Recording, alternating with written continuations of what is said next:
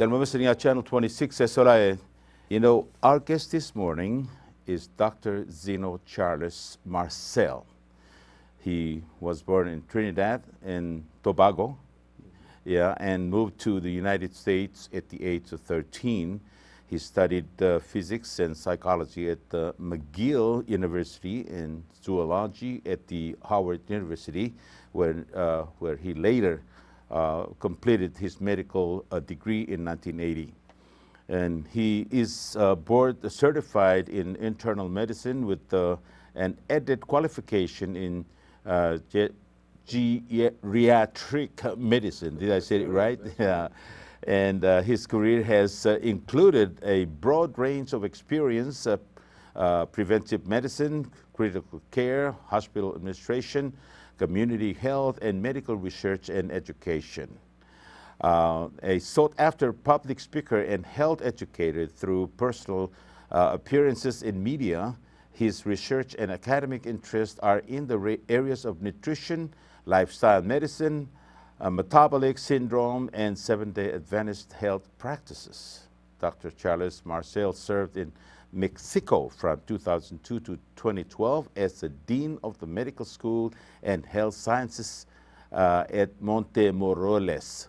Did I say it right? Montemorelos University.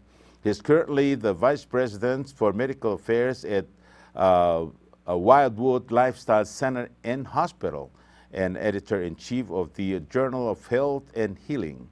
He holds academic appointments at both Montemorelos University and Loma Linda University. He is happily married to Anina, his lovely partner in ministry, and they have 3 children. Thank you, sir. How long? Is this your first time here in Palau? My second time, actually. Your second time. And our guest this morning, Pastor Carlos, how you say that? Turcios. Is this Spanish name, sir? That's right. Spanish. Okay, so I think we're all Spanish because Alfonso the we're going to speak Spanish. How's that? Okay. Yeah. It was that new broom sweeps better. New So broom. you've been here in Palau for so long that sometimes people listen but not listen. But now Dr. Zeno is here and he's going to sweep the floor clean with the information that he has. And this is something great. We're really privileged to have a man of the stature of Dr. Zeno. He's been the world over. And the information he has is going to be life-changing. It is life for life. That's right. And we can relate to you and take you seriously because, you know, according to credentials here, you're born and raised in an island. You're an island. That's correct. Man, you know, he was born and raised in islands. Trinidad is something almost like Palau, right? Just like Palau, actually. Just like Palau. If you stick a needle through the globe and you aim it just right, and you stick through Palau, you'll come out on the other side in Trinidad. Yeah. Okay. So anyway, sir, let's get to the issue. We Palauans, I know for sure we don't eat balanced meal every day. We eat what we want instead of eating what we need in our body, what's good for us, you know. So what are you, how are you going to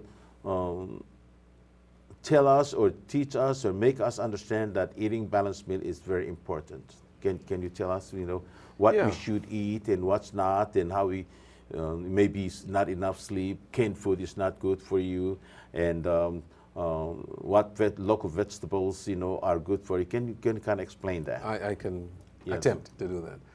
You see, first of all, we have to realize that that the way we're made as a bag of chemicals. We're all bags of chemicals, right? But for the grace of God, we wouldn't be alive. It would be just chemicals. Yeah.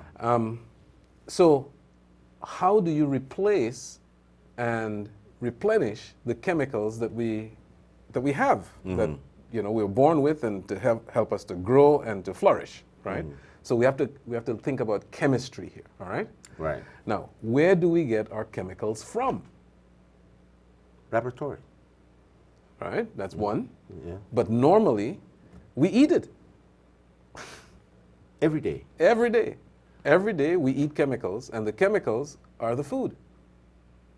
I see. All right? So the food is nothing more than chemicals as well.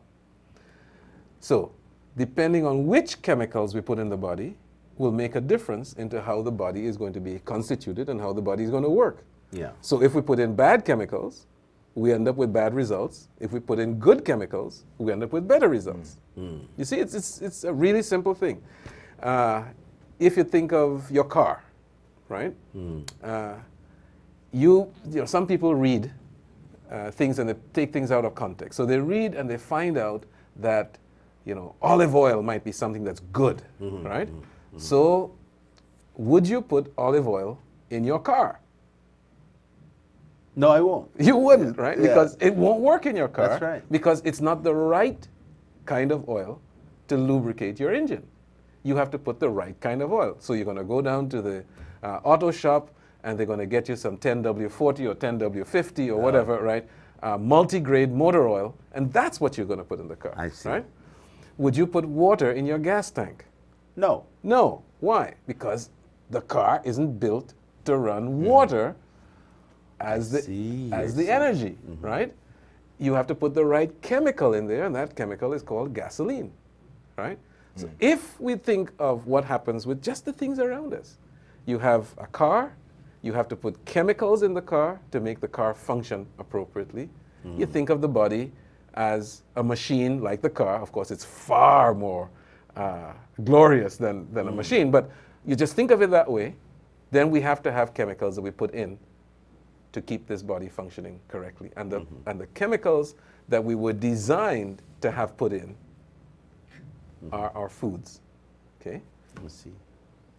But when you say chemicals, you know, I know that sometimes we put chemicals on food that is not good for our body, but for preserve, Right. additives to preserve, and also make it taste better. Right. You know, and those are the chemicals I'm talking about, that they're not good for your body. But in order to have, let's say, a vegetable out of California, and 3 weeks, months later, it's, you know, they send it to Palau, you're gonna have to put some chemicals to keep it fresh. Right. Right. And And that's the chemicals I'm talking And about. that's part of the problem, right? I see. Because those chemicals weren't designed for our bodies.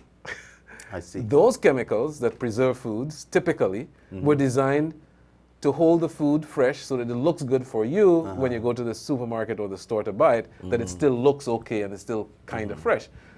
But the result of putting those chemicals in the body, you will pay for it in the long run, right? Because those aren't designed to be part of what we eat. I see. They're designed for something else, okay? Similarly, with many of the drugs that we use, even to treat diseases, many of those drugs are designed because of the disease, not to prevent the disease, not to cause the disease to go away, but actually to hold things so that they don't get out of hand. I see. So many times we use medication thinking that we'll get better on the medications, but in fact what it's doing is just controlling things so it doesn't get out of hand. Now, I'm not saying that you shouldn't use medication. I want to be clear on that, and I want the viewers and the listeners to understand I'm not saying you don't use medicine. What I am saying is that if you were to go to the doctor and the doctor gives you a medicine for one of these so-called non-communicable diseases, how long do you think you have to take that medicine for? What will they tell you? They'll say you have to take it for the rest of your life. That's right. Right? So there's another. When I was in the military, they give us, you know, a preventive medicine, which, you know, like you say, you're going to Vietnam, you got to take these pills, you know, to prevent you of getting malaria and other diseases. You know? So we take it for prevention. Right. Yeah. And then when you're out of that situation, what do? You stop. You stop taking it. That's all right. The problem with the chronic diseases, however, is the way we have typically approached it is that these chronic diseases will just stay on until you die. But that is not the truth. And I'm here to share with you and with all of Palau that that is not the truth. Okay. Okay. So, floor is yours. All right. So now, here's the point. Let's use diabetes as an example. Okay. Somebody is going along, they're living however they decide to live. They gain a little bit of pounds. They stop exercising because they have a car. They don't walk as much, right? By the time they get to 30, 35 years of age, right, their blood sugar goes higher, right? The doctor tells them, you have diabetes, or it looks as though you're going to get diabetes. And the doctor might say something like, well, you know, you need to change your diet and you need to start exercising, right? I'm told that if you look at the posters that you find around Palau and at the hospital, we were visiting the hospital yesterday, yeah, they tell you some of these things that you're supposed to do that. The reality is that most people will read that, they would hear those words, and they say, well, I don't know what to do any different, and they just do what they were doing before, thinking that things will go away. It won't happen to me, right? Most people don't think that they're going to get sick. They think, oh, that's for somebody else. Until it gets close to them, that's when they start saying, well, maybe I might get sick. But it's still a maybe, right? Yeah, that's right? They don't want to get sick. But they don't know oftentimes, and they don't do what it takes to prevent them from getting sick, right? So they go along, the doctor says you have diabetes, the blood sugar goes up, and the person says, well, so what do I need to do? The doctor says you need to change your diet and you need to be more active, you need to exercise. But the person doesn't understand that this is not a suggestion on the part of the doctor. It's actually a prescription, because here's what the reality is. If someone has pre-diabetes or early in the course of diabetes, type 2 diabetes, if the person starts exercising, starts being physically active, it's as if they were taking a shot of insulin every time they exercise. And the result of insulin, which is a natural hormone that the body produces, is it brings the blood sugar back into line.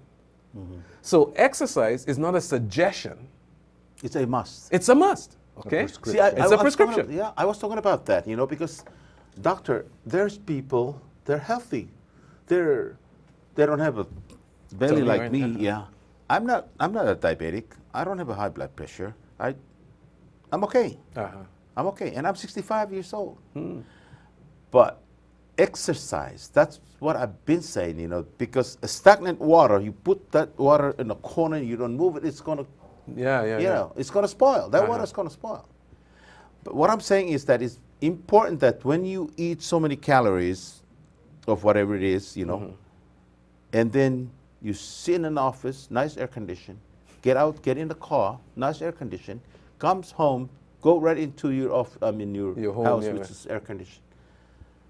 You're candidate for all these problems. That's right. All these problems. You're setting yourself up for this. So can you agree with me that exercise is the key word for exercise? It's one of the major players. As a matter of fact, if I could use card playing terminology, right?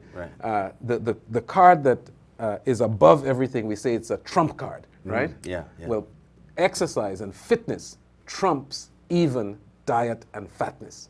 Now, I want to zero in on something that the doctor said. People know better than they do. They know what is better, but they don't do it. That's right. Now, there's some people who do not know, and for those people, doctor comes over and he shares the knowledge that he has with us. And that's one of the reasons why he came to Palau this time around. And the people that are attending the seminar are just enjoying and absorbing all this information. But the doctor is talking about those people who have been instructed by their physician and do not carry out the instructions that the physician gives them. I see. They know better than they do. So knowledge alone is not important. It's not enough. It is when you put that knowledge into practice that it really makes a difference in your life. Now, if it were that simple that we could write a computer program and feed that disk or USB, right, into Yeah. everybody, plug them in, and they start doing it differently, that would be actually easy. But you see, what has to happen is we need a complete change of our operating system. The software that we have, okay, is defective because we don't think right. We're not thinking right. We're not paying attention and reasoning from cause to effect. Most of us assume, I am not going to get sick, even if I continue doing what I'm doing, because I'm going to play the odds, right? Right. The reality is, not just in Palau, not just in Micronesia, but around the world, we've realized we were playing Russian roulette. I see. And we're now facing the consequences, right? I see. When a country like Palau imports the thinking that goes along with the food, that's the problem. Palau has imported the thinking. And the thinking is, do as little as you can, eat as much as you can, whatever you find, whatever tastes good, and this is called the good life. But the good life is actually killing us. It's the bad life. All right? I see. So now, let's take some of the things that you might buy in the supermarket that we all know, you know, I shouldn't be eating too much of that. All the sweetie stuff and little cakes and things like that. You know, there's a place that you might be able to do that once in a while at a birthday or some celebration or so. But eating it every day, well, that's not how we were intended to eat that stuff. But it's available. It's right there, so you buy it, right? Okay. So here are these things, and if I were to tell you that outside in the office we have a plate of those things out there, and you say, a plate of what? Well, even the language betrays us, because I would tell you that, oh, there's a plate of goodies out there, right? Now, goodies. Now that sounds like something good. But guess what? They are really destroying our health. So you think we should call them goodies? No. We should actually call them baddies. Baddies, yeah. But we don't. Yeah. Doctor, you know, again, I ask for maybe a minute or two to kind of summarize some of the things that we have talked about. Yes. To some of our listeners, because they're not, some of them are not able to understand what we're talking about, you know. I'm talking about those old people now that, you know, having a problem to understand English. So, with to town mergid rogue so lang back pera radio all masada to our healthy lifestyle. Monday to Friday still ngara radio ma television na mga do ay gigit toy. The same thing see at yes and masada again, you don't take it me serious because I'm Palawan. I'm not a doctor. So you don't take me serious. Now we have Dr. Charles-Marcel here with us. So I will say, me please moreng cycle to go lo sauda in Marclotutelen. The Mitalo reng sing I get to go lo goya gulgoy, and the el angil como medengel was say, I got lo goy gagid lo guadias. So listen to him and take everything that he's talking about seriously and practice. Exercise. The food that you put in your stomach. I get rogul galalmga. I get girem exercise and burn before the end of the day. Girem burn I get. Len gagid malgol was say, al sugum diam exercise, egamobli larak. Mang ngaka umrang was say, el al sugum ngol e marki ke merko gaider betok rakter burta sela blur belawa diak ngarngi. Maybe someday akmurni. The as of now diak is indeed diak stop exercise. Akudigal pek tutak magisil mogosibil memon beteng rada bolomal e committee lo mesna television. Stay active. You have to be active, especially when you're over 40. You must stay active. Okay? Well, Sulang, now back to you. Okay. Let's talk about more about food that important to your body. Now, just the other day I watched television, and then they had this special on food that are made in China, and they're using a lot of chemicals, you know, to treat and preserve, you know, like insecticide to, you know, keep the, you know, the bugs away from the vegetables, and the preservative to, you know, to keep fresh when they ship it to another country. And them themselves, they are cheating their own people, you know, like milk, they put some kind of chemicals in there to make it. And eggs, they make eggs, you know, from chemicals, you know. And they're all for the profit, money. They don't care about the health of the people, you know. And here in Palau, all the restaurants we have here are serving food that we want, not what our body needs, you know. And it is not good practice to eat in a restaurant every day. It's not good. We know that. But because we have to work Monday through Friday, 8 hours a day, we just want to go and grab something and eat it, you know, just supposed to be just for that time, but instead we go and end up eating it every day. And then we start having these health problems. You know. Now there's a restaurant that coming from airport, I think it belongs to Mulwert. What kind of food? I want to go and try the food they're serving down there. Have you eat there and see the food there? Well, that's where we're having the meetings.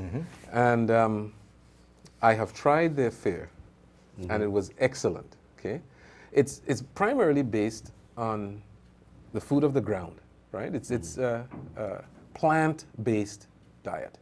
Okay, now ultimately we get our chemicals, our good chemicals, from the ground. Okay, not from a laboratory, from the ground. And the way the Creator made it is the plants actually take the good chemicals out of the ground, make the chemicals that we need, and then we eat that. And that does good for our bodies. Not just that, He has given them a color code, right? So fruits and vegetables that are red have one set of good chemicals in them. Those that are yellow have another set of good chemicals that are in them. Those that are green have another set of good chemicals. Those that are white have another set of good chemicals. Those that are purple have another set of good chemicals. So over time, if we eat kind of like the rainbow, right, we're actually doing better than if we eat only one color food. Okay? And while I was there, and the meal that we had on Wednesday, right, was very colorful because we had all the different vegetables with the different colors put there that were absolutely not only healthy but delicious. Okay, we had a wrap with a flatbread and the stuff put on the inside. It was absolutely delicious, first-class food. Now, I don't think they're open to the public yet. I don't think so. I don't think so. When I pass by, I don't see any cars parked there. But when they do open, you know, I want to go and try. Right, but they soon will. What the doctor is talking about is the original diet that you find in the Bible.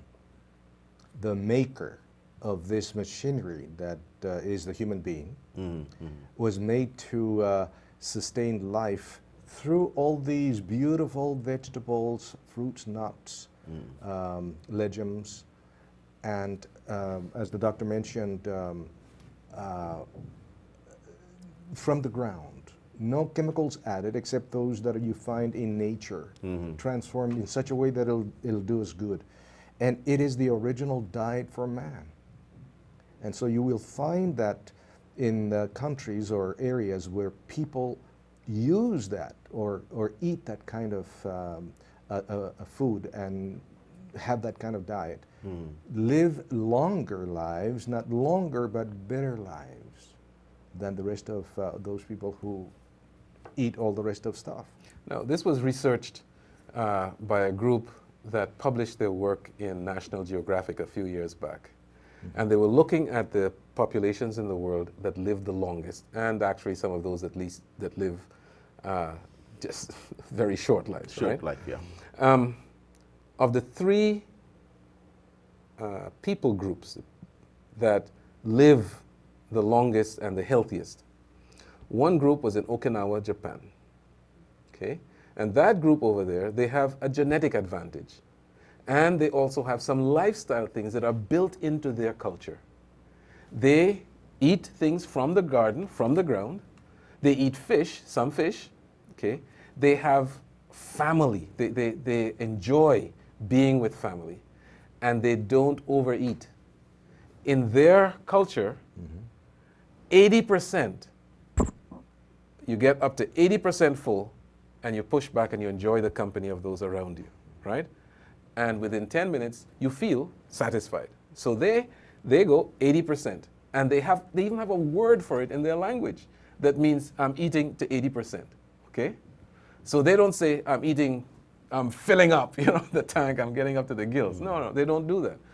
And the result is, when you see video and pictures of people over there, and you see people doing everything that anybody would expect somebody to do, but this guy is 95 years old, and this one is 100 years old, and whatnot. You're wondering, how come they're so mobile and whatnot? That's what they do. Additionally, they're physically active. They garden almost every day as part of how they live. So whatever it is that they do, they have built into their culture these things that help them to preserve life. So that was one group. The second group that they looked at was a group from Sardinia, which is in the Greek Isles in Mediterranean. Well, this group, purely genetic, okay? They live any way they can. However, they do all kinds of things that are not healthy, but they have a genetic benefit. They live longer anyway, right? So I ask people, do you come from Sardinia? If you come from Sardinia, you can do whatever you want, and it seems as though you're going to live a long life, right? But if you don't, then you'll be like the rest of the world, okay? So then the third group that they found in the whole world that was living the longest and free of disease was in California, of all places, in Loma Linda, California. That's where I have my faculty appointment at Loma Linda University. Now, why on earth would this little group of people be living longer and better than others? First of all, the people who live in Loma Linda don't all come from Loma Linda. They come from all over the world and end up in Loma Linda. They checked out their genetics. Well, because they come from all over the world, they don't have any genetic advantage. It's all a bunch of different people, right? So they say, well, if it's not your genetics, then maybe it's how you're living. So they investigated that. How are you living? These individuals are people of faith, right? They trust God and they relate to one another in a congenial way, right? They eat primarily a plant-based diet with all those fruits, vegetables, nuts, legumes, and so. They also have adequate rest. They take time every day to rest and every week to rest. And they also are very physically active. So what they showed on CNN and on ABC television networks after the study came out, they sent camera crews to Loma Linda, California to see what was going on with these people. And one of the things that they showed you was this wonderful little lady. She was like 96 years old. And she was out there walking and doing her thing and very spry and very, very happy person. And then they showed you a doctor. His name is Ellsworth Wareham. Dr. Ellsworth Wareham is a cardiovascular surgeon. If you saw him, you probably wouldn't think much of what's going on, but he actually happened to be at that time 96 years old. And he was still assisting in surgery. I had the privilege of being invited to his 100th birthday last year. I couldn't go, but I really wanted to go. He's not operating anymore, right? But he's still getting around doing everything that you would expect somebody in their 60s to be doing, right? And he's over 100 years old. Now he's over 100 years old. Now, how does that happen? It's because of how he lives, right? Now, I told you that they were looking at the groups that live the longest. and they were also looking at some of the groups that didn't live so long. And one of those groups was in Scotland, in Edinburgh, Scotland. The average life expectancy in Edinburgh, Scotland is less than the average life expectancy in Palau. The life expectancy in Palau is now about 57 years. In Edinburgh, it's 47 years. Now, what is it that they do in Edinburgh? First of all, in Edinburgh, because they're so far north, they don't get enough exposure to sunlight. And they don't supplement their diets with vitamin D, which is what you'll have to do if you're not getting enough sunlight. So that's one thing. They smoke like chimneys. They use tobacco products as if it's going out of style. They don't get enough rest at night. And they have a diet that's based on fast food and meat. Very few vegetables, right? And the result? By the age of 47, they're dying. So now you compare. Guys living to 80 to 100 and still functioning, driving their cars, doing whatever, right? And you have guys dying at 47. And then you have Palau, 57. And from what I hear, lots of diabetes, lots of high blood pressure. I saw a man in the hospital yesterday, 47 years old, young children, stroke because of high blood pressure. Right? So why is that happening in Palau, an island paradise? Why is that happening? It's because of how people have chosen to live. Not only did they import the foods, they imported the attitude that goes along with the food. See, much of the battle, Diaz, is not the plate. Much of the battle is the mind that goes along with the plate. And even by calling the disease or the diseases non-communicable diseases, we are telling people the wrong message, because it sounds as though it can't be passed on, but it is passed on. It's passed on by parents to children. If the parents are eating junk, the children learn to eat junk. So it's communicable disease. Exactly. That's correct. That's correct. It's communicable. You call it social modeling. Whatever your parents teach you, whatever they do, don't do as I do, do as I say, doesn't work. And this is what usually people or parents do. Do as I say, not as I do. Their children will do as they do. So it's social modeling. I'd like to take issue with this group that the doctor mentioned in California. It is the Seventh-day Adventist Church members that he was referring to. But not all Seventh-day Adventist Church members live longer, healthier lives. Only those who make the choice of living according to the master plan that God set in the Bible by eating the right kind of food. And there's a whole lot of Adventists who are dying because out of diseases that the rest of the population have, because they have made the wrong choice. So we go back again to the very beginning. It is not what you know, but what you do with what you know. It's a matter of decision. And so we talked to the beautiful people here in Palau. And I'm going to talk to you directly. You will live as long as you choose to live. It is a matter of choice. And so Dr. Zeno has come to Palau to share with us these beautiful information.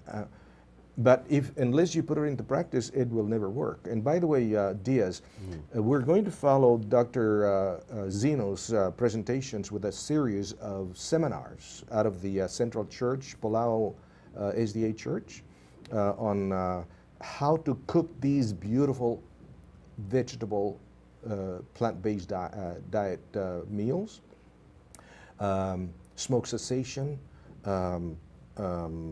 stress management. And in March, we're going to have the world director of the church, the world health director of the church, coming to Palau. I got the message emailed this morning, and I am in communication with this lady, and I'm asking her to stay one more week in Palau to run a health seminar. I don't know what's going to come out of it, but if it does happen, I'm going to let you know. Okay. Well, I'm looking at your schedule here. Yeah. Well, sorry that your flight was delayed, but Yeah, yeah. But you know, Malward's wife asked me if I can participate. You know, if I want to, which I really love to participate. But the problem is, you know, I have these commitments. You know, like we're filming a wedding, a funeral tomorrow, and then the Sunday we have the wedding. You know, and we're short-staffed. You know, so maybe I can. Are you still going to be doing this? Yes, we're still going to be doing that. Yeah. And, you know. If I may know your schedule, maybe I can sneak in one of these. Good. And what they're planning to do is to have me come back and speak specifically to some of the diseases. Yeah. You see, for instance, most people don't know that diabetes is reversible. Most people don't know that. What they think. Is it reversible? Of course. See, you didn't know. I didn't know. And I thought once you get it, that's it for life. No. The majority of people with type 2 diabetes have a reversible disease, not a chronic disease. I see. But it's not in the interest of some that you change the way you do and get off those medications. It's not in the interest of some. Now, you can understand what I'm saying. It's not in the interest of some who make money off the fact that you are sick, right? But, you know, God wants us to be well. And so he has given us the means by which we don't have to be sick unnecessarily, right? Do you know that high blood pressure, which causes so much devastation, so many strokes, about 75% of the people who have high blood pressure on Palau have a reversible disease. That they don't even have to take medication. 75% of them. Which means 25% will. But that's the majority. If they follow some very basic things and change the way they approach how they eat, physical activity, how they rest, how they manage their stress. In other words, if they were to go back to a mindset of the way, when I read in the history books how Palau used to be, going back to a better way of living. And you know, some would say, well, maybe we just don't need to import all these canned goods. Well, I'm not saying don't import the canned goods. What I'm saying is, if you choose to do better, it doesn't matter if they import the canned goods. You don't have to buy it. There you go. You don't have to buy it. You don't have to buy it. It's a matter of choice again. Right. You know, I have a problem here. I was born poor. We had 14 kids in a family. Have old men and a woman that their job is every day they go out to, you know, find fish, and our mother goes get taro and tapioca and all that stuff, you know. And those days we don't throw away any food. Don't throw them. You're gonna be. They'll Spank you. Yes. Yeah. Even today, I have enough money to buy all the food in the world I want, but it's in me and I don't know how to get rid of it. Even though I have full stomach already, but I, you know, you eat because it's there. Eating to finish what I had in there, and I really don't like it. It's kind of. You call it a life commandment. It was given by your parents. That's right, and in public, like yesterday, you know, when they serve. I don't like people to serve my food because they give me too much, and when they give me too much, I have to finish it. And when I do that, I end up not feeling good, you know, and then I gain weight, you know, because I was a senator for 8 years, you know, and we go to these functions, you know, and they serve food because, you know, you're VIP, so they serve, and I always eat all my food because I don't want to, you know, throw away the food that there's a lot of people out there hungry. Yeah. So if I didn't want it, you know, I should have gave it to somebody, but instead I just go ahead and, you know, let me finish it because I don't want people to see that I'm throwing away food, you know. And even at my house, when they put so much food in front of me, I'm already full, but I'm going to keep on eating, you know. How do I get myself away from that? All right. You know, this is, thank you so much for being vulnerable and exposing that to the public. Not many people like to talk about what they do like that in public. So thank you for sharing about yourself. Many people, and in many cultures, we have these life commandments that are passed on from parents to children, okay? And it goes, if I can tell you from my culture, it goes even deeper than that. And it seems as though around the world, every culture has its own variety, its own variation of how that works.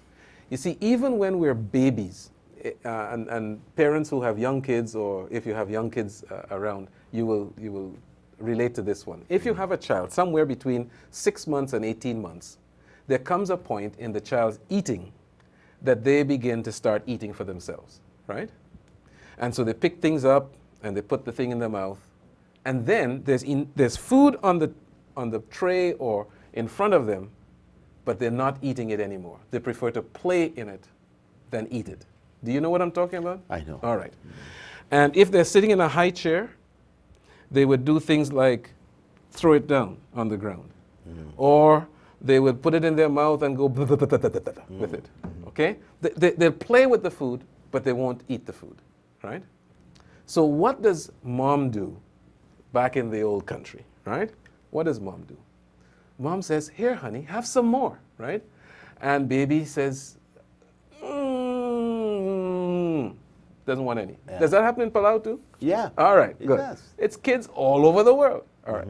So now, mom is going to show the wisdom of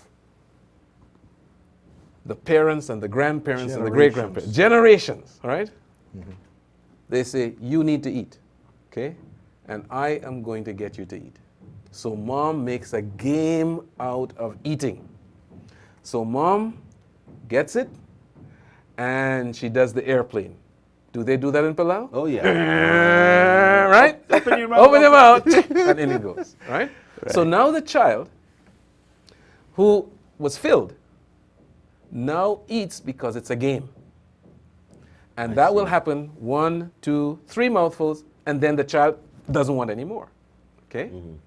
So then they might call dad around, right? At least in my culture, dad, baby isn't eating. So dad comes and he brings out the big guns, okay? He has another game. He says, 1 for mommy, and mommy goes, she pretends to eat. 1 for sister, and the sister pretends to eat. 1 for daddy, and the daddy pretends to eat. 1 for baby, and chew in the mouth of the baby. And the baby loves it. Yes, okay? Yeah. So that gets a little bit more into the child. What is the child learning? The baby is learning that even though I am filled, eating more is fun. So we bypass our, what we call satiety. You know, that means we're full. We bypass that level, and we can eat a little bit more when it's fun. So if you give me fun food, I always have room for that. If you give me something that I don't really like, I never have room for it, okay? Because food is supposed to be fun. So that's on the one hand. When I was a boy, we had, my parents told me about what was going on in Biafra, okay? There were people there, kids, who were starving to death. So what was on my plate? You had to eat all of it because there are children dying of hunger in Biafra. Now, with all due respect to my parents, who were loving people, right? My dad is still alive. He's 93 years old, and he's like a teenager. Right? But with all due respect to them, if they really wanted to send the food to get the food to Biafra, they should have taken it off my plate, put it on a plane, and send it to Biafra, right? But they didn't do that. What they said is, I need to eat it if it's on my plate. Because children in Biafra are dying out of of hunger, starvation. out of starvation. Yeah. Now, does that really make sense? I'm going to overeat because they're dying of starvation. Then later on, it became what was going on in Bangladesh, right? So now we had to eat for the kids in Biafra and the kids in Bangladesh. But here in Palau, we eat for the kids in Africa. See what I mean? Yeah. Because what CNN, famine and all of these And all problems, these- And I always say it to my kids, and I said, hey, there's kids in Africa that's hungry, man, so eat your food, So Yeah. and I think you're right, This is the life commandment we're talking about. Uh-huh. And you asked the question, Diaz, How how do can you we get- break it? Exactly. And it comes in the area of behavior modification here now. I see. Now, these life commandments are very hard to break because you learn them very early in life, and because the ones who impose that commandment in your psyche are the people you love and you trust and you obey. Those are your parents. I see. And so, in order to change this behavior that you've learned when you were a little kid, that you can have to finish your food, leave the plate empty, will take some deliberate action, deliberate decision, a deliberate decision to stop when you are full. And that's going to be your heart. But out of this, habits are usually can be modified within 6 to 8 weeks, and it can be done if you zero and concentrate and identify the habit and have it present, and then pass it from the autonomic nervous system into the central nervous system, where you can make a deliberate decision and you can change that. But it has to include a a learning process. You're going to have to learn a new habit to replace those bad habits and not desirable life commandments that keep you carrying more weight than you really desire. But I'm not strong enough to convince myself to do that. That's what. And here's the thing. What you are saying is that you recognize that there's an issue. That's right. And many people don't even recognize it as an issue. So you are ahead of the game, right? Because you recognize that there's an issue. Right. Here's what you also said, if I can use what you said. yeah. You said, when they serve me, I don't like that, because then I have now a plate that's full. That's right. So one of the things that you can do is you say, I will serve myself.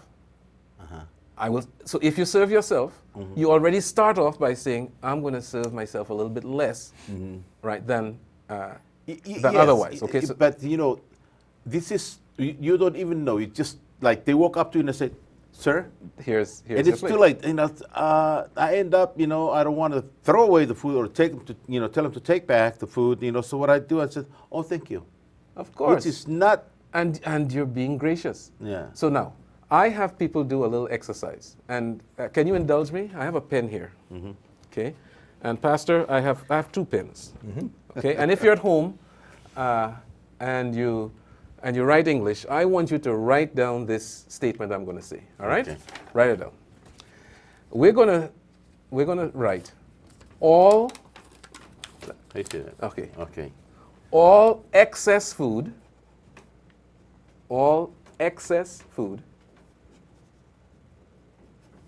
goes to waste. Now, how did you spell the word waste? W-A-S-T. I spelled it W-A-I-S-T.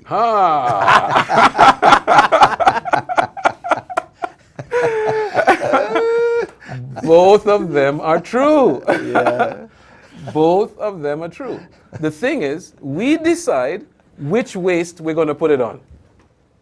And now I'm going to ask you, Diaz, which waste do you prefer the excess food to go to? It's going to go to one of those wastes. I prefer it to. Okay. I'm going to jump the gun. I decided for it to go to the W-A-I-S-T-E. T-I-S-T-E. That's what that's my problem there. But the word waste is makes me feel like, you know, It's a bad thing. It's in it's, Yeah. Guilty. guilt. You know. Guilty. I said, well, maybe my mother's up there. That's not the way I taught you. Exactly. Why are you throwing away this waste? It's a waste, you know. So even though I know it's a problem, but it's very hard for It me. is very That's exactly what You know, we were especially saying. in front of people, you know, I Yeah. just take this plate, you know, I cannot eat. And then they'll look at him, you know, he's not disciplined, you know. Yeah. Look at him, you know, just throw away food. There's a lot of people out there Who so don't have- hungry, that's right, don't even that's right. have it, you know. What a waste, you know. And you're going to look bad. Yeah. You're gonna. That's my problem. I don't know how to determine enough is enough and the rest is waste. I have to get rid of it. You Okay. know. Even yesterday, you know, they put so much food in front of me, and I said, "Oh no, what I'm going?" I end up, you know, taking the food over to other people's house to put them inside a freezer. You Yeah, know, yeah. because, you know, I didn't want them to be wasted. You know? And that's it's my not problem. good to waste food. It's not good. It's not good. You know, but when they put me in the position of where I have to make a decision, I'm going to end up eating it. Yes. You know, just to satisfy them. But, you know, not me. I'm already full. But, you know, I don't want to be seen wasting food. Right. I'm going to step on the plank, Diaz, now. I'm going to make myself vulnerable again. Okay. Last year, or at the end of the year before last, I lost 12 pounds. How did you do that? Oh, I did a lot of exercise and lost, I began to walk 40 minutes a day. Every day, 40 minutes, just walk, brisk walking on my treadmill as I read. Oh, yeah, okay. And I lost 12 pounds. And then because of my responsibilities with the Guam Micronesia mission, I began to tour the islands. And what did I do? They served me just like you're saying they serve you. Right. They treated me just royally, and I could not refuse. And I gained back the 12 pounds when I came did. back to And Palau. it's hard to take it off. Now, end of last year, I made a radical decision in my life. It is a lifestyle change, like the doctor is suggesting we make. And I lost 30 pounds Well, boy. in 5 weeks. 5 weeks or 5? In five weeks. weeks. I mean, it was radical. 30 pounds in 5 weeks. This is unbelievable. And then the end of the year came, and I had my yearly leave. Went back to family and friends in the States. And I thought to myself, what am I going to do? Am I going to get all that weight back? But I made a radical decision. I decided to be politically incorrect and a snob with my friends and family and tell them, I can't eat that. I have made a change in my life. And I began to tell them the other story. And they respected me for that. Sometimes you have to be socially uncomfortable or politically incorrect, but you're doing it for your life. And you're doing it to have a body just like the way God intended for you to have. Live life abundantly, live a long life, and live a better life. Is that a good motivator for you? Yeah. Okay, so you're going to have a reckoning with your mother and your father, and you're going to have to tell them, Mom, Dad, Sorry. I will disobey you this time around. Well, I'll tell you what. I've over the years, I've had patients who have had similar issues. As a matter of fact, some really deep-held things with guilt and Beliefs. overtones and belief systems and whatnot. But I ask, and this one particular patient I'm thinking about, I talk about him a lot. I asked him, do you think that your mother loved you? And he said, yes, of course. There's no question that she loved me. All right. I said, so, do you think if she knows that what she told you would cause you harm, that she would tell you that? And he thought for a while. He said, no, my mother would never want to hurt me. So I said, if your mom were alive today and she heard what I just told you in the office about your health and your eating, what would she tell you? And he said, she would tell me to not do that. I said, that's correct. Your mom is releasing you. And you call that NLP, Neuro-Linguistic Programming. Your mom has just released you. And it's not any hocus pocus thing. It's just think through what your mom would have done.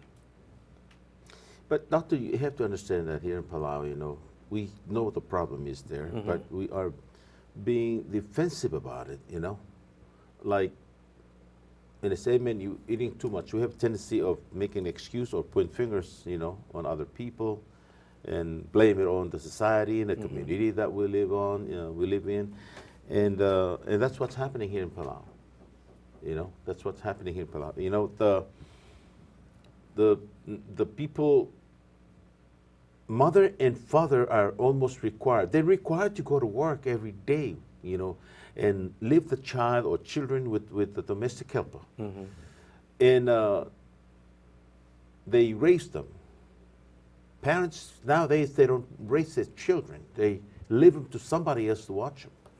So they grow up confused, whether they listen to the domestic helper or mother and father, because they're hardly home. And when they leave in the morning, they don't see them until evening. And then the kids, will, by the time they return home, they're asleep already. They're asleep. Yeah. You know? So there's so little time really, nowadays, it's so little time left for parents to be with their children. And I see that a big problem here in Palau. They go to school, don't behave, don't listen to the teacher, you know. They're wild because nobody really, you know, is nurturing, training them and discipline them, because they're out to work all the time, Monday through Friday, Saturdays and Sunday, and you know, here in Palau, you know, funerals everywhere, hot baths, celebrations. So everybody are too busy for their social life, you know, and the children are left alone, and domestic helpers just feed them. They don't care what they put in the mouths of these children. They just feed them so they don't cry, you know. But technically, these kids will be brought up, you know, with a bad eating habit, like parents say, Mom, I'm hungry. Here's $2. Go get yourself a hamburger, you know. They're tired. They have other things to do, so they don't really want to raise their children in the right way. And you know, this is an issue that's affecting the majority of the world today. Because the same pressures that are on families in Palau are the pressures that affect people regardless of where they are. Okay. Now, but the same solutions may not always be applicable, but there's some basic issues in the solution. One is that everybody has to start taking inventory to say, what is the most important thing and what are the most important issues in my life? As a man, as a husband, okay, I have to think about what is good for my family, what's good for my wife, what's good for our kids. And so we made some decisions as to what we will do in the raising of our kids. Okay? And other people have the same choices to make. There you go. Right? The same choices. There's the power of choice, and most people don't realize that they have a choice. Now, every choice that we make has consequences. There are benefits to that choice, and there's some downsides to the choice. We need to be clear on that. There's some downsides. Okay? The size house that I live in would be different if my wife went to work every day and I went to work every day. The size house would be bigger, right? Because we'd have more money to do that. But if my wife spends time at home as a mom taking care of the kids, and I am the one that's going out to work, we have to live on one salary, right? And if we're living on one salary, well, the size of the house may not be as big, but the time with the kids would be greater. That's right. See? So is that what I value? Or is the size of the house what I value? Okay? So we're coming back to realizing that the problem starts here. Okay? How are we valuing what's before us? When I die, I'm going to leave everything behind. Everything. I can't take any of it with me. That's true. But what will I leave? I will leave a legacy with my children and their children. And that's invaluable. I can't replace that. Yeah. If that is not around, there's something missing. And if one of my kids is not around, I can't replace one of my children. It's not to say, well, I'll just get another child. No. It just doesn't work that way. It just doesn't work that way, right? And so we've come full circle, Diaz. It is a matter of choice. Now, in our religious tradition, we recognize that there's a God in heaven who says, there is a way that seems right to a man, but when we follow that course, it leads to death. But there's a better way, a way that leads to life and having it more abundantly. And that means a balance in the things that He created us to be able to do, all of it. Starting with, what is your really important what are your really important relationships? The first one is our vertical relationship, right?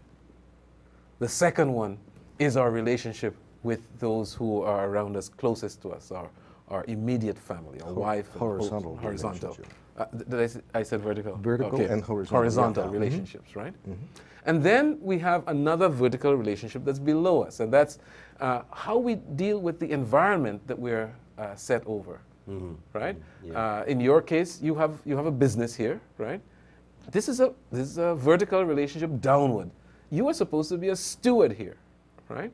The people who work with you and work for you, they depend on you for their livelihood. And you have a responsibility That's right. for that. So we have to look at our relationships and the responsibilities there, right? And it starts with our vertical upward one, okay? And then we say, okay, if that's the case, how about the important issues of what I do? Well, you're doing something that is very worthwhile for the public.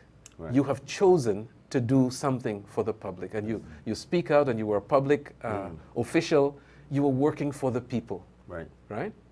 Not everybody thinks that that's something that's worthwhile to do. But I tell you, it's one of the most worthwhile things to do.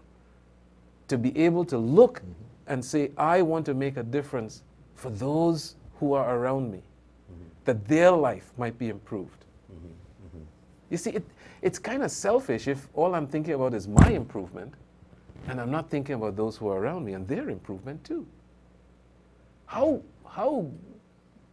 terrible it would be if I have this huge palace, okay, and I'm living in a huge palace, and all around me, people are poor and destitute and living in a dump. How could I be happy? No, part of my success has to be the success of those around me too. And we call it all different kinds of names, altruism, and but this is how God intended for us to live loving our neighbors and wishing them well and doing well on their parts. Okay, and then of course things about taking care of what God has given us to take care of, and the first of those things is this shell that we live in. Right? Putting in the right things, the right kind of fuel, right? I will not put water in my gas tank, right? I won't do that. I'll ruin the car, right? And I won't put the wrong foods into this body. And then there are some internal issues in the car and internal issues in me. My emotions. If I am not willing to consider people and to forgive them when they hurt me, I am building up toxic chemicals inside of my body that I create for myself. Say that again. If I don't forgive somebody who hurts me, right, my own mind, my own body will create toxic chemicals on the inside of me that I am creating for myself. That will destroy That me. will destroy me. Excuse me. I hope you can bring I would like to repeat that again. I just want to make sure. Soak over Modanglia to oil or Seguido Gornia, Dr. Zeno Charles-Marcel, a malgire del Modanglia other below. No, I say, kita di kita create mal ubeka der mo la toer at selarmo map telut, el dirgidro se ergid. Masugum dim gisra tu tau et yom das wam kitel kirela hunt amat ang edikal create ta gegid en ule gebre mosme. Say the word going say stress kills. Stress can kill you. But if you think of become a Christian, like I'm a Catholic, really. You know, my parents are Catholic. But lately I go to SDA church. I don't know why. I just go. And you're welcome. I just go and I sit down. I like to listen to the people that, you know, preaching and saying things that I love to hear, you know. And when I leave the church, I can see people smiling everywhere, you know, and that makes me feel good. So when I was in Congress, I had all kinds of stress, you know, and I was aching all over. And when I left, 6 months later, I'm well. Yeah, and that's why I want to explain to the listeners, audience, that, you know, you have to think positive. You have to think positive because if you always think negative about other people and about things around you, and that's going to kill you in the long run. Exactly. Exactly. So that's why I want to explain to the people, you know, in our native language. Right. Yeah.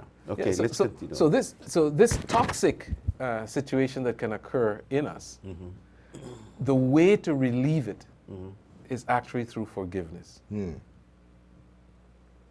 Being willing and able to forgive. Forgiveness is the key word. See the Lord Pastor, Dr. Gian. If you don't forgive, learn to forgive, and it's going to stay in you and create those toxic. Yes. Yeah?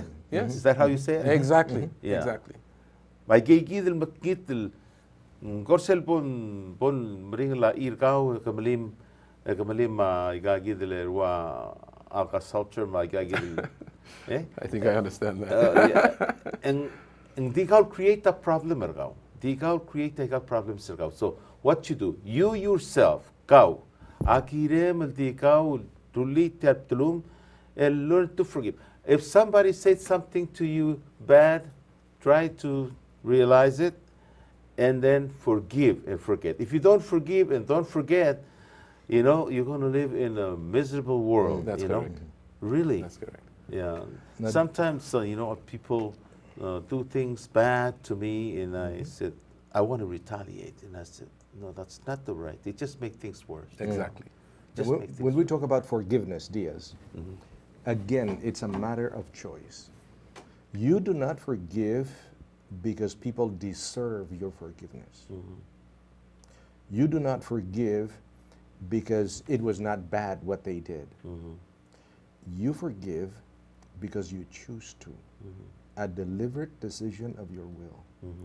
You come to a point where you say, they owe me. Somebody who hurts you owes you the pain that you live. And then deliberately, you make a choice and you decide and you say, I will forgive their debt. It is paid for. I choose to. And as soon as you do that, a heavy weight comes off your shoulders, and your life, your psyche, your body will respond to it. And you will live better and longer.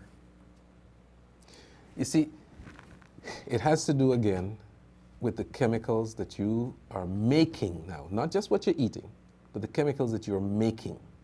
We make chemicals all the time inside our bodies. It's called biochemistry. All right? We're making all these chemicals to keep everything functioning. And we can either make toxic chemicals or we can make good chemicals. Inside of us, I say, we have a soup, right? And we could either have a toxic soup or we could have a healthy soup. So rather than just going to the kitchen to make healthy food, I also want to be making on the inside healthy soup. Okay? Now, once people come to understand that, then they might ask the question, how do I forgive? And for that, I usually give them some kind of story. I'm not going to go through one of the stories, but I'm going to point this out. Most people don't understand the depth of forgiveness until they realize how much they have been forgiven themselves.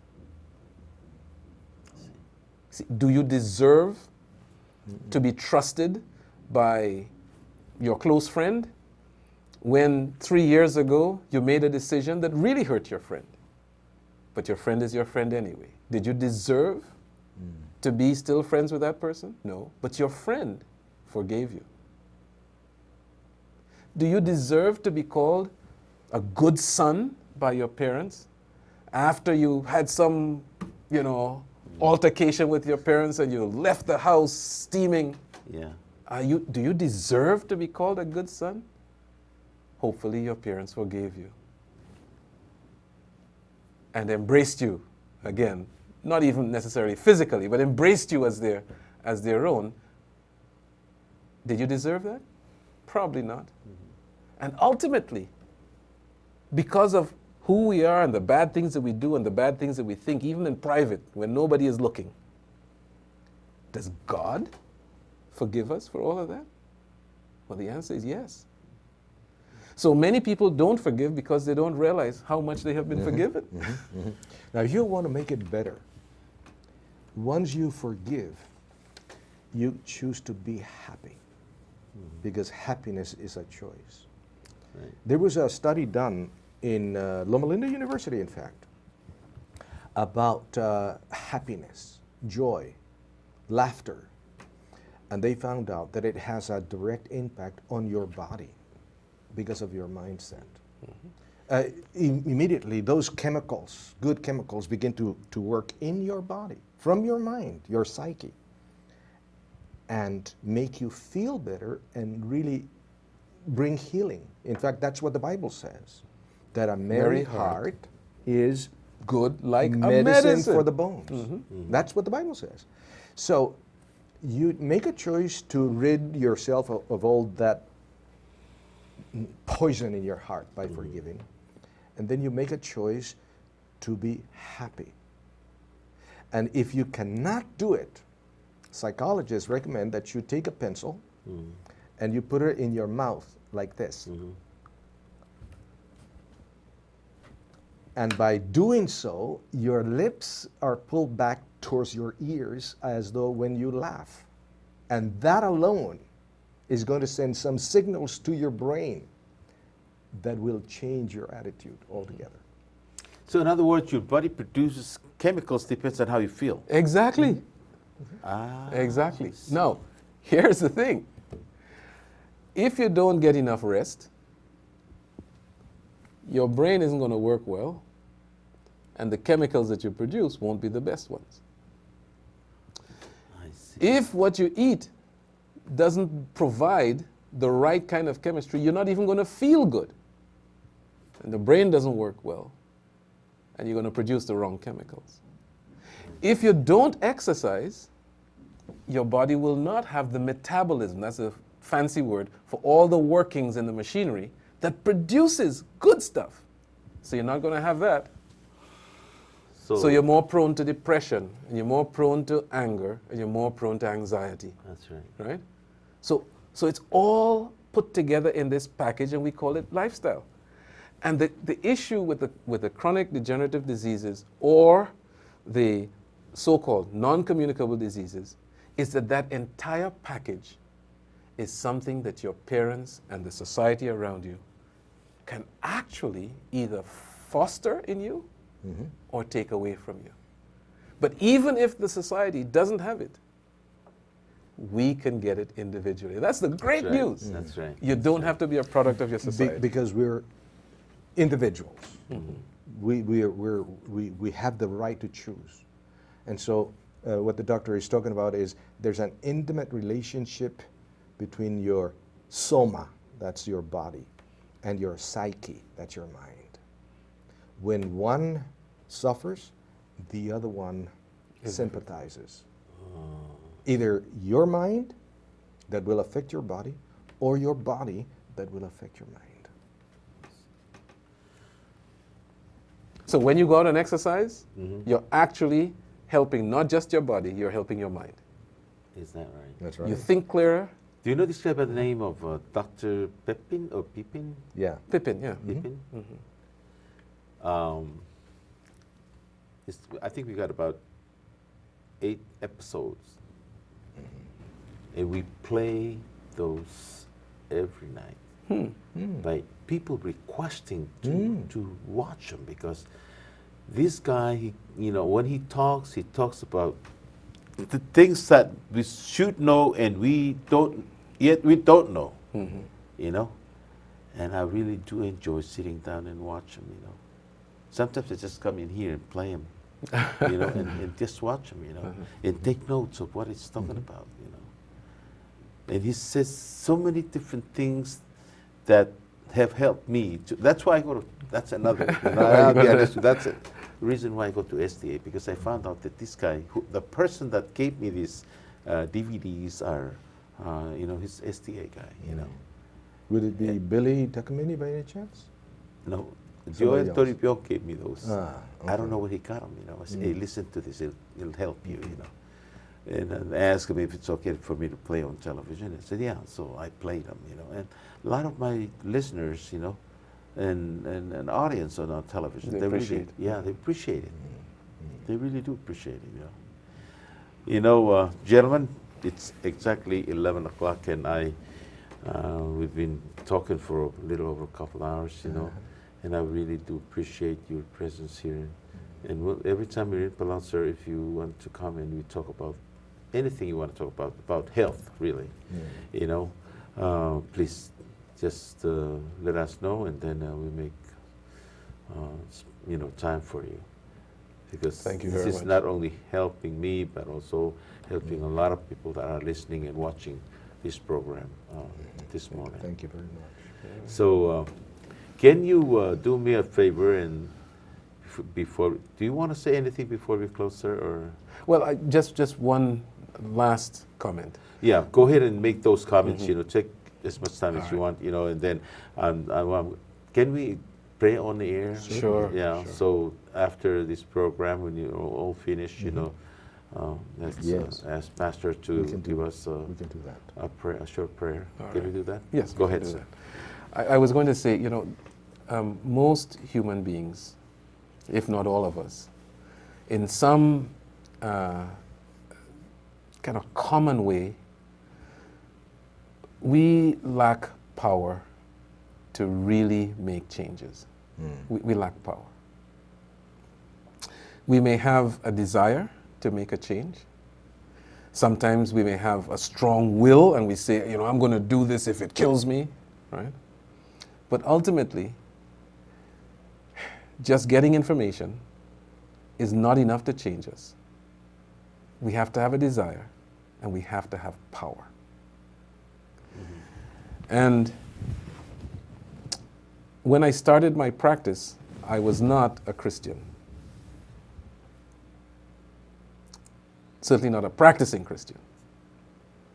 And I have seen over the years that people who tap into the power of God are able to make changes that you can only say are miraculous. So I would recommend for anybody, consider this. If you want to make a change and you have failed and failed and failed, give God a chance.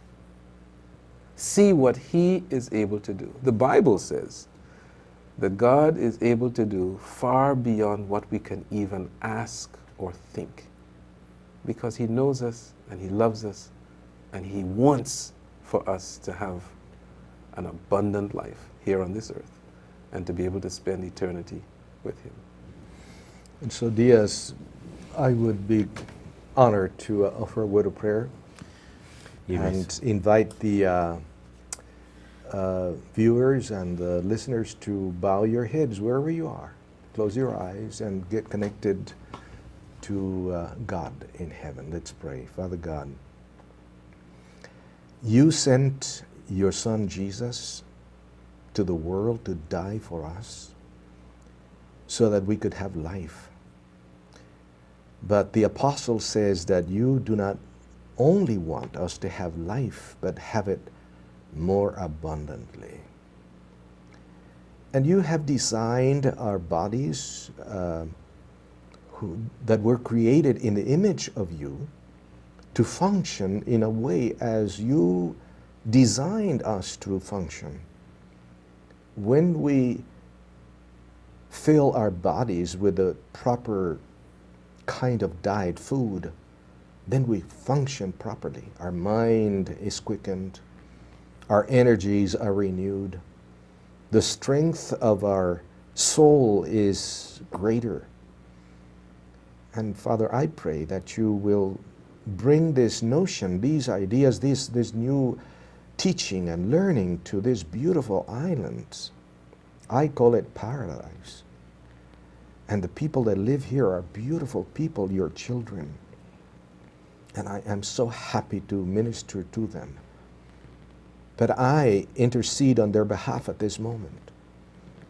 Father God, all those wrong habits and life commandments that our parents have instilled in our minds need to be obliterated, blown away by Your power.